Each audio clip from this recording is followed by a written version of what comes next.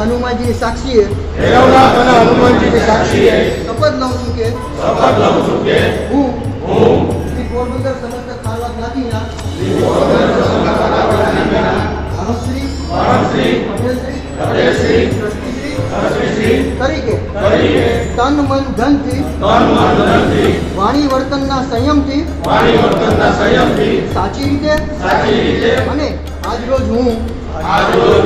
ભૈરવનાથ અને હનુમાનજીની સાક્ષીએ શપથ લઉં છું કે હું શ્રી પોરબંદર સમસ્ત ખારવા જ્ઞાતિના મહંતશ્રી પટેલશ્રી ટ્રસ્ટીશ્રી તરીકે તન મન ધનથી